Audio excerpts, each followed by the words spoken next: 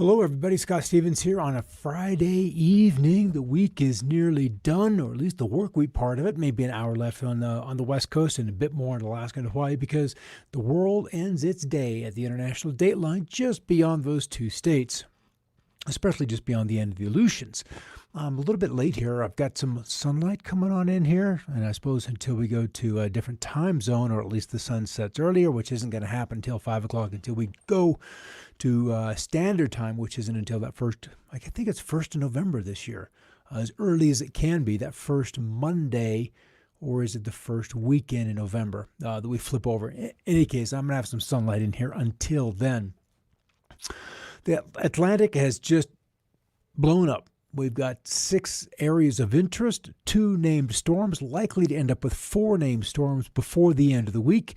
We've got a elemental P, and there's no Q, so we've got a PQR. We've got a P and an R out there, Paulette and Renee. That means S and T will be not that far behind, probably before tomorrow is through. And then there's not many letters left in the alphabet, and we're just now hitting the peak of the hurricane season, 10 September being the top of that bell curve. Hello, Marlene. Glad to have you with us on this Friday evening. Like we've got nothing better to do, right? The Twitter's full of stuff. The West Coast is alight from San Francisco, in fact, Santa Cruz, and even points south of that, all the way up north, all the way through Seattle, Idaho dealing with fires, Wyoming dealing with some fires, not as much as they were earlier in the week because of the snows that have happened in the higher terrain of Wyoming, and even Montana has gotten a little bit of relief from this latest event that moved on through here. Colorado has seen nearly all of its fires, well, let's just say temporarily contained by the snows. You put a ring of 10, 12, 15 inches of snow around a fire, yeah, it'll smolder. And as long as it doesn't warm up too quickly and the winds don't kick up too rapidly, then we could call it contained, or at least we'll give it a good percentage contained, maybe say 95% contained, and then just hope we can wait the thing out. So let's head on in here. Let's pop on over, and this is the area that we're looking at immediately just off essentially the Bahamas, just southeast of that Florida coastline. So that was recently named Tropical Depression 19, Tropical Storm Watch issued for South Florida, so that is probably going to be the highlight of the weekend. We'll look at its forecast track in a moment. The history of T-storms is brief but worth mentioning. With one retired storm, we look back at T-storms as well as previewing the upcoming one. And that's kind of the big thing. We had Tanya in 95, Tammy in 05, Thomas in 10, and then the other one in 2012. So we haven't had that many letter T's, and we'll probably have one before the weekend. We're deep into 15 days to slow the spread, and interesting how it's completely trailed off, and that is a good thing. Getting outdoors, the fresh air, the vitamin D, the vitamin C, there are things that you can do, you should do anyway to remain healthy. So why are the skies in San Francisco orange, or Portland, or Salem, or Ashland, or Medford, or any other place? I had them here a week ago. Why are skies in San Francisco orange like the apocalypse? Note, well, since we have yet to experience the apocalypse, we can't be sure if it'll be orange, or even then if we'll be able to verify it once it happens. It's interesting, though, if we look at the classic definition of apocalypse, it's just the revealing of truth. So there's different ways to look at the term or the word apocalypse. So it's similar to sunset when particles bend the light and reveal the ROI. The smoke reflects the blues and the greens, and then the reds, yellows, and oranges tend to pass on through. So that's kind of why we're there. Latest precipitation forecast for the next 7 days highlights a wet week for the Gulf Coast, northward through the Tennessee Valley. Much needed rain also forecast into the Pacific Northwest by next week. Yeah, that's a weak storm, but it's going to come through fairly slowly. So that is the upside. It will also usher in some fresh Pacific air.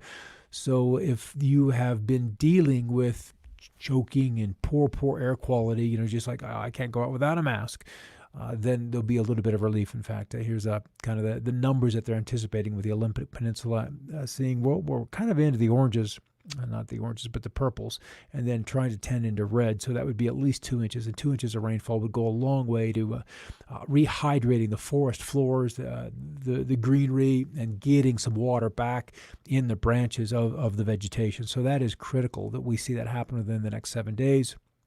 Many moving weather windows superimposed upon the fire season. November to March was the fourth driest for California, and that's their wet season. That winter is supposed to be wet, but it was very, very dry, and that's unfortunate because the year before and the year before that was very wet. However, the fuel crop got rain right at peak growth, which was March. Fuels advisory note, the fourth largest crop in 40 years, meaning that rain came just in time. For some crops, it was too late, especially for the farmers that had grazing. That rain came too late to really get that biomass going. But for other weeds and wild plants, it was enough water at the peak time, and so they had explosive growth. Meaning the fuels advisory notes the fourth largest crop in 40 years, followed by record vapor pressure deficit. Essentially, we needed more moisture in the air.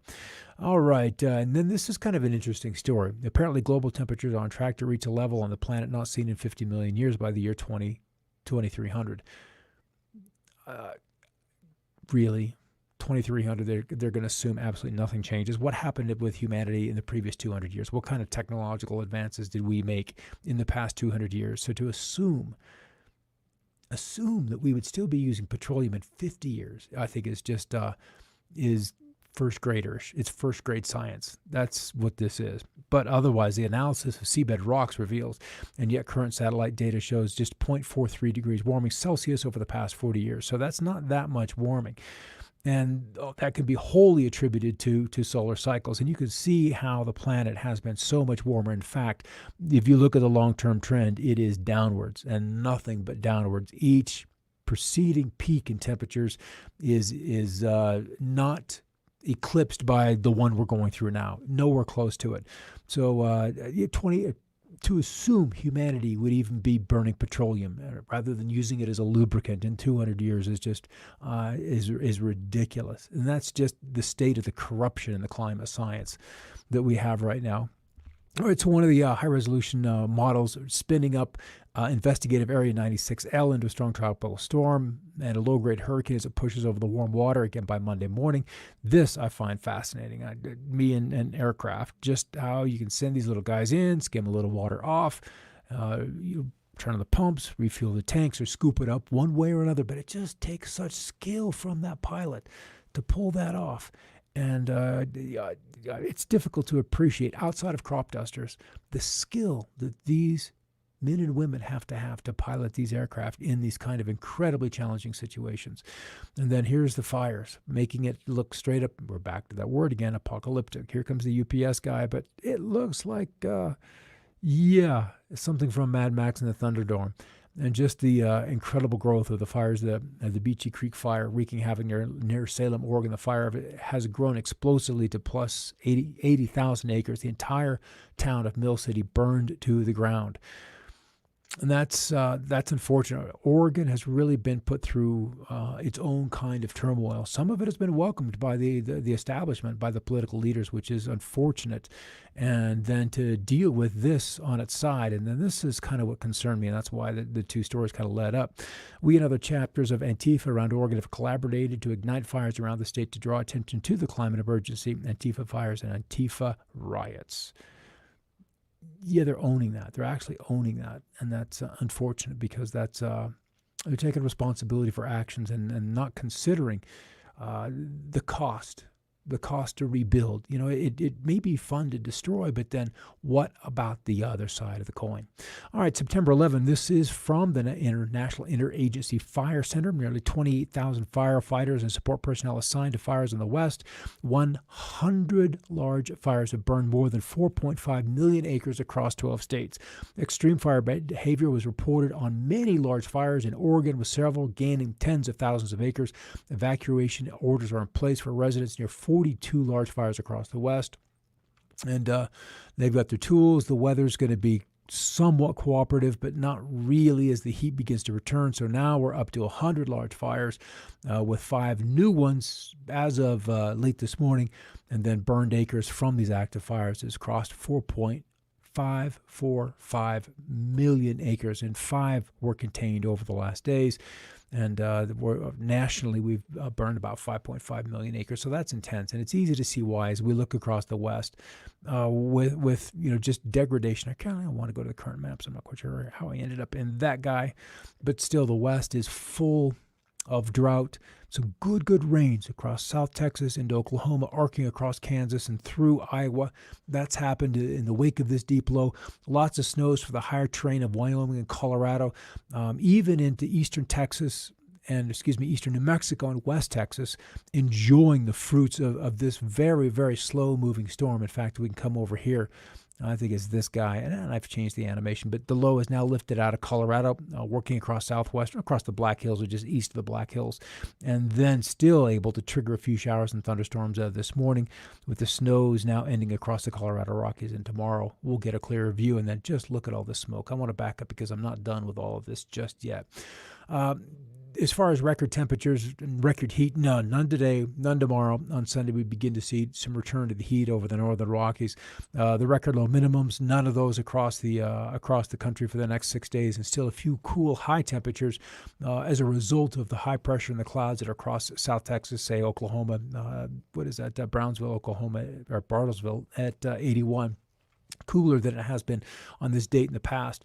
All right, a couple other stories. There's the death toll jumping to 15 as record fires continue across California, with 500,000 forced to evacuate, and now widespread floods affecting 2.5 million people, with 1 million acres of crop underwater in Pakistan. So another one of those incidences where we're just contending with water, lots and lots of water out of its banks.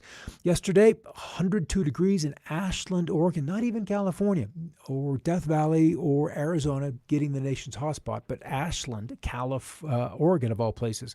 And then 15 degrees, a nice crisp morning, 21 miles west-southwest of Big Piney, Wyoming, BPI, I believe is their code.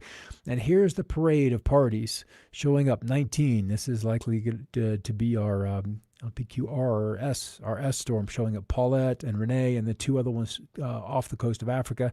Here's the two off Africa, and then Paulette, Renee, and then 19 developing here, and then a little broad area of low pressure in this area.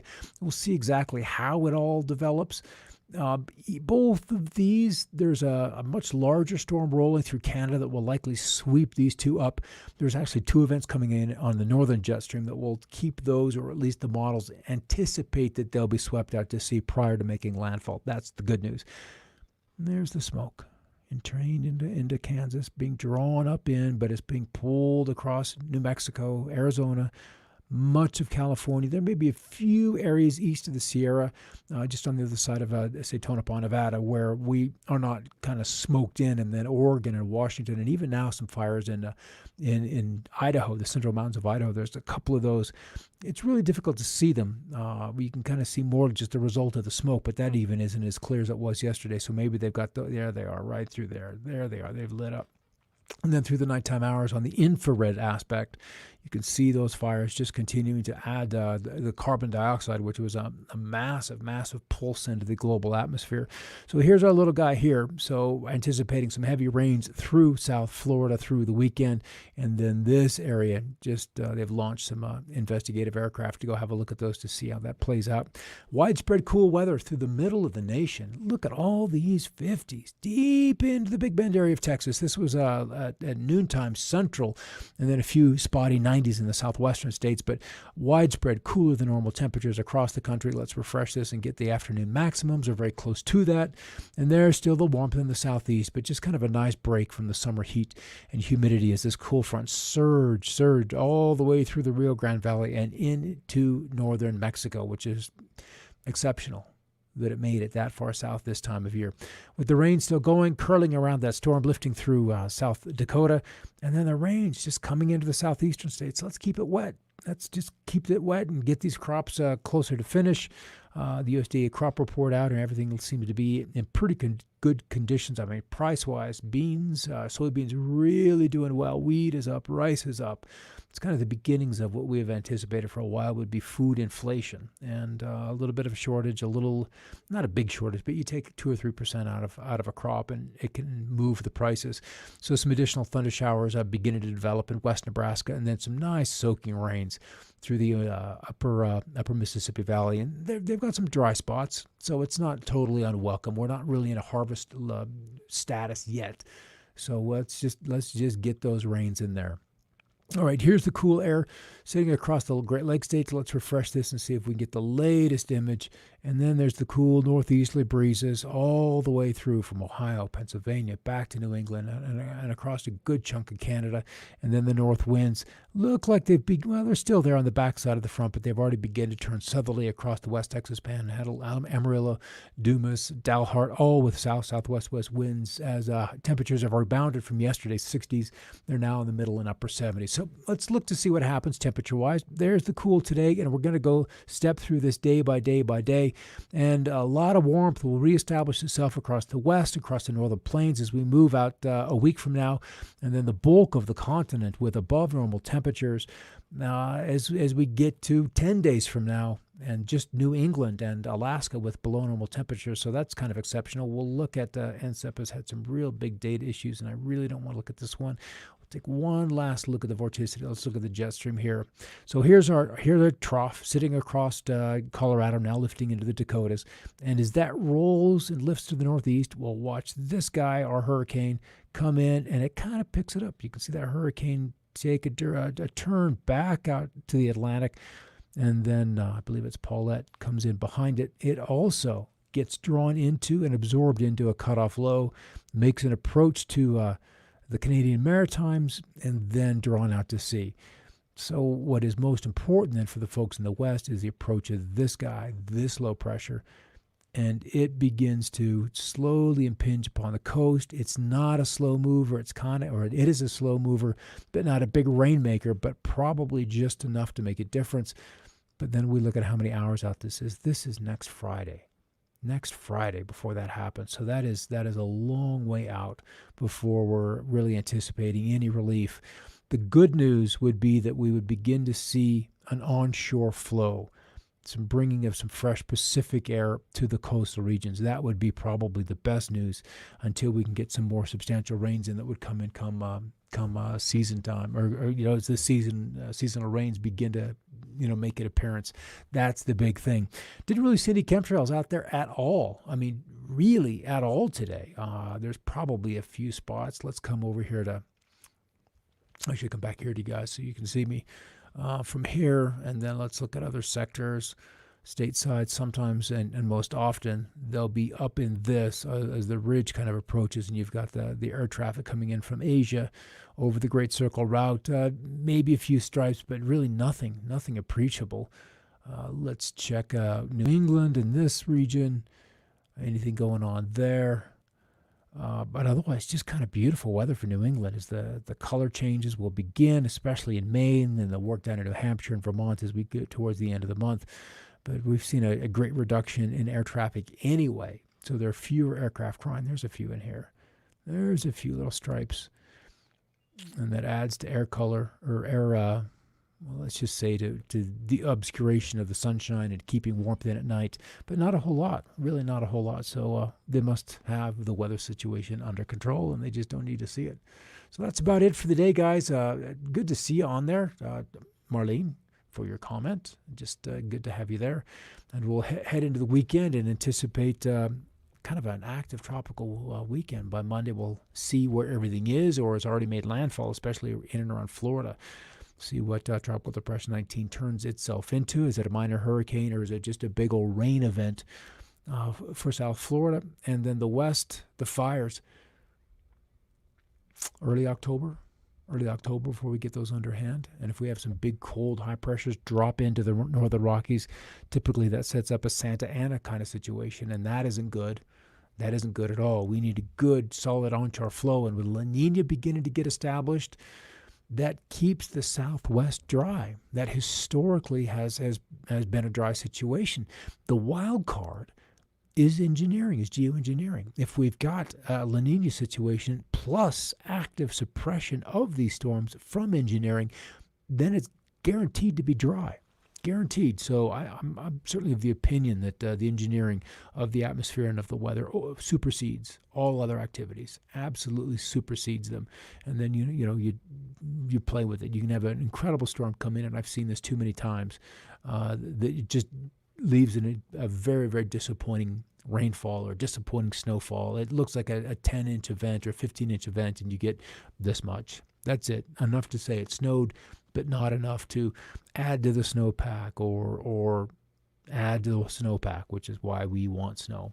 Outside of entertainment value for the skiers and so forth and so on, all the aluminum content from the spring accelerates it. Yeah, it's just this gentle but aggressive and abusive dosing of the atmosphere, and that's unfortunate.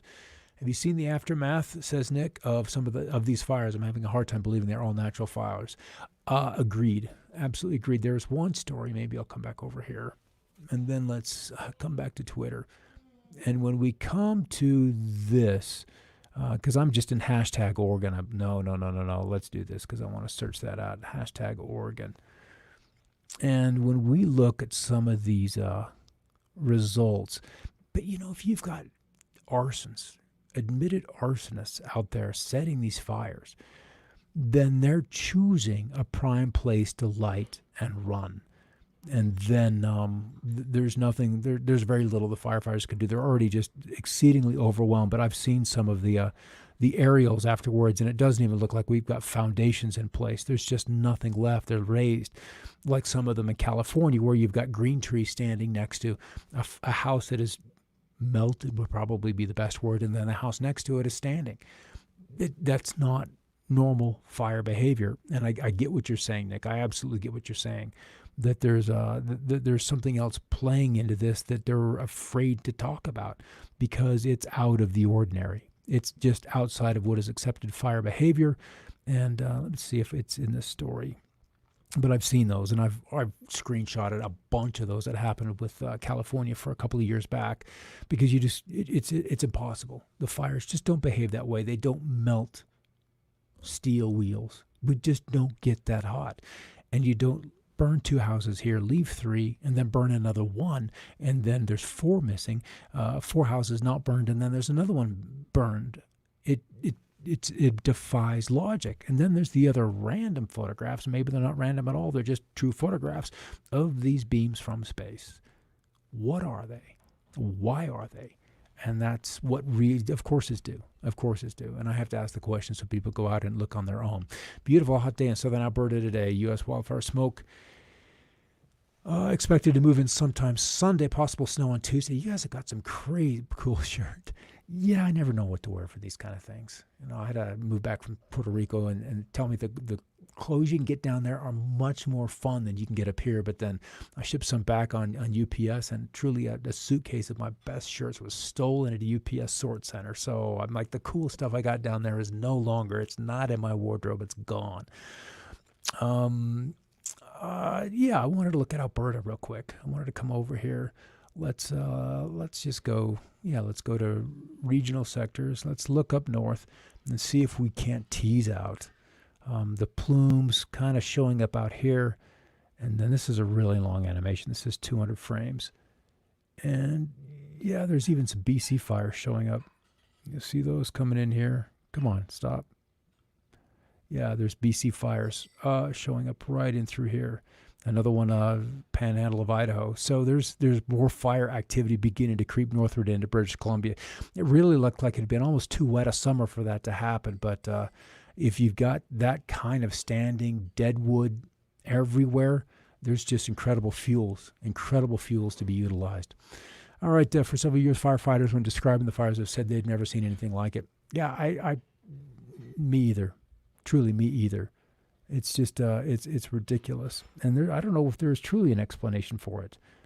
And look at all these little individual hotspots that you've got to get crews into, down upon. Okay, here's our trails. Look at these off here. Look at this. Look at that right through there. And it's easiest to see them at sunrise when we get that very oblique angle from the sun. They begin to show up, and then we'll see them approach again as we get to sunset here, but we're not quite to sunset here. So look at these, boom, boom, boom, boom. I'm in Colorado, and we've had a close call. We had a fire, 72 acres just south of here. It was end of July, and it was lightning strike. I mean, I heard the lightning strike. It was like boom. It burned 72 acres, and we had firefighters and aircraft just statewide, just boom, on it very, very quickly. And that was honestly a gift because all these other fires hadn't really ignited just yet, and that allowed them to get on it because we had the resources that could fly in from Durango or from Grand Junction or from Canyon City in one particular instance. So that was really kind of cool. All right, guys, got to wrap this up. A little off topic. What kind of weather station do you recommend? I heard Davis makes. Davis is the one I have. I have a Davis. They're a little expensive, honestly. They're a little expensive, and then you have to buy a data dongle to get the data out, and then there's a little, I think there's an SD card with it. So I would absolutely recommend Davis. If your budget allows for that, go that route. Because the quality and what I got it for was the accuracy, the ability to then, because I've got a regular plastic rain gauge, a $50 rain gauge, and then I could calibrate the two. And the other reason is because the winds update more frequently. I can get 6-second refresh rates on the wind versus some of the other ones are 30 and 40-second updates on the wind. So you miss the peak gust. You miss that. What it didn't have on the one I purchased was solar radiance, how many watts per meter were available. And the UV meter, the one I bought did not have that. I kind of missed that, but it was worth the trade-off because I knew the accuracy and the durability of the unit was absolutely worth it. Hope that helped, Nick. And honestly, it was the cheapest unit. It really was their cheaper unit, but it was the most expensive of everything else. But Davis has very, very good quality. We'll probably be talking about fires next week, guys. I don't see that going away anytime soon. That's not going to end. And we're going to find more aerials where these homes have been melted. It's just the way it is, just like in California the last couple of years. All right, guys, we'll see you on Monday. In the meantime, hang in there, have a great weekend, and keep looking up.